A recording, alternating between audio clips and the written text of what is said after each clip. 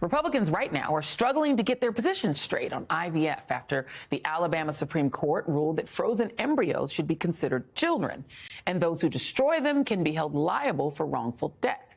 This ruling is just the latest post-Roe reality that has caused mass outrage and fear across the country. And Republicans are starting to realize that, maybe forcing women to live in a Christian nationalist Handmaid's Tale hellscape isn't particularly good for their politics. Alabama Senator Tommy Tuberville, who, let's just be honest, is maybe not the brightest senator, when asked about this yesterday, went from the ruling is good to wait, no, it's bad, to actually, I don't know how I feel, over the course of just 3 minutes. Do you have a reaction to the Alabama Supreme Court ruling on the fact that embryos are children? Yeah, I was all for it. We need to have more kids. We need to have an opportunity to do that. And I thought this was the right thing to do. But IVF is used to have more children, and right now IVF services are paused at some of the clinics in Alabama. Aren't you concerned that this could impact people who are trying to have kids? Well, that's for another conversation. Senator, what do you say to the women right now in Alabama who no longer have access to IVF, or who will not, as a result of this ruling? What do you say to them? Well, that's a hard one. It really is. It's really hard. Because, again, you want people to have that opportunity. And that's what I was telling her. We need more kids. And, I'd have to look at the entire bill and how it's written. I have not seen it. But here's the thing. Here's the thing. This is the consequence of Republicans' own actions. Republicans championed getting rid of Roe for years. They wanted this reality. They just didn't want the political consequences that come with it. So don't let them fool you when they try to back away from it, because there are far-right lawmakers at the state and federal level who want this kind of policy everywhere, not just in Alabama. Joining me now is Amanda Zurawski, lead plaintiff in the Texas abortion ban lawsuit, and Michelle Goldberg, New York Times columnist and MSNBC political analyst. I'm going to turn to my journalist friend here, Michelle, and ask if you understand who the we is and who is the entity that needs more kids. Who's the we and why do they need more kids? Well, I think that there is a great deal of concern on the right about falling birth rates among some very specific populations, right? I mean, and this is true globally. And it's interesting to kind of hear him say that in the context of talking about the end of Roe versus Wade. Right. Because but which populations? Because you're saying who's the we? Right. I think that this is obviously, he's talking about white people, although I have a feeling if you confronted him on it and he wasn't stumbling too much, he would say something like America.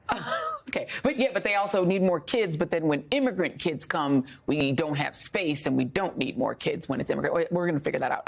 Let me go to you, Amanda, because you are in this situation of IVF, using IVF really as a result of what was done to you physically by the inability to get an abortion, to have normal health care. And so this placed you in a position of needing to use IVF. What do you do now with the prospect that maybe Texas could follow Alabama and make it very difficult for you to use IVF?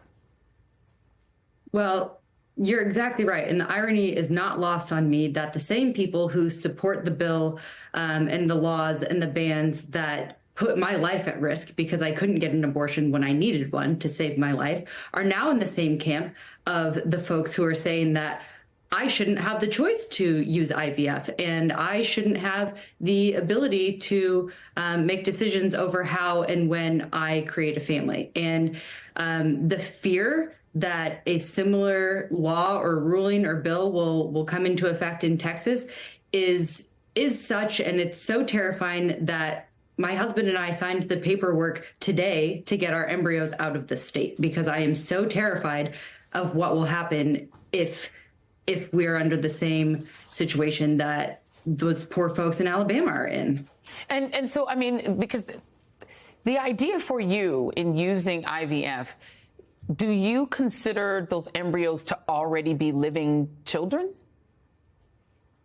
No, I hope that one day they will become children, but with laws like this and rulings like this that are being passed, we might never even know because they're going to take away the opportunity for me to potentially implant them. Yeah. And, you know, Michelle, let me just give you a few examples here. These are recently backed bills that make the same argument as Alabama's. 125 House Republicans, including Speaker Mike Johnson, they've co-sponsored something called the Life at Conception Act, which states that the term human being includes all stages of life, including the moment of fertilization, cloning, or other moment at which an individual member of the human species comes into being. It does not include an exception for IVF. The chair of the NRSC, Senator Stephen Daines of Montana, co-sponsored a bill in 2021 that claimed that Homo sapiens, born and unborn, are entitled to the full protections of the 14th Amendment.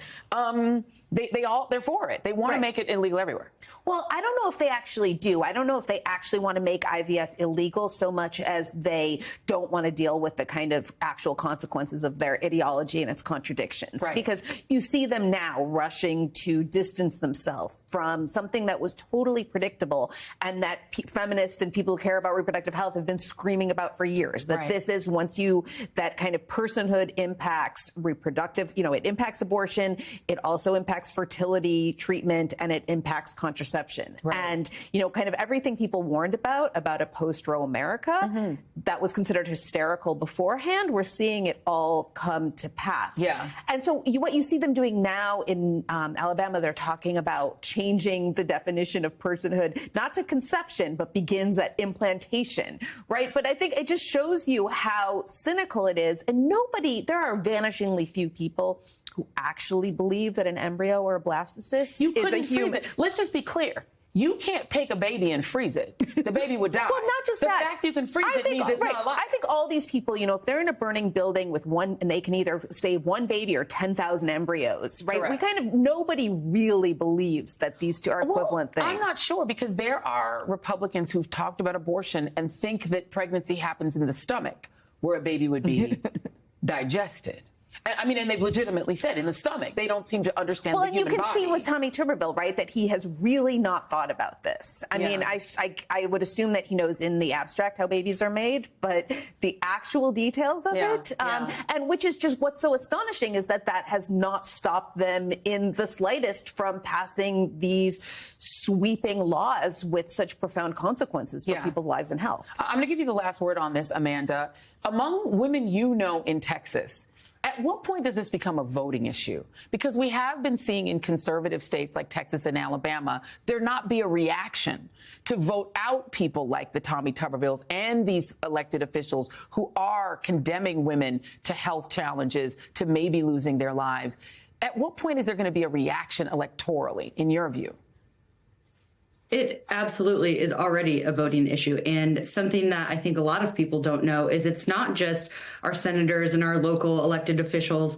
It's also our Supreme Court justices in Texas. And had we had a very similar suit in Texas, if and when we do have a very similar suit in Texas, I think we would have almost an identical ruling. And our Supreme Court is elected. And as a matter of fact, 3 of them are up for re-election this year. And so it already is a voting issue. And I hope people realize that, because this is an issue that wins elections. We know that. And we need people to come out, and we need people to vote on this. Vote specifically on this, right? Elections matter. A lot of these states have elected Supreme Courts, y'all. Pay attention. Vote accordingly, according to saving your own life and your own health. Amanda Zurawski, Michelle Goldberg, thank you both very much.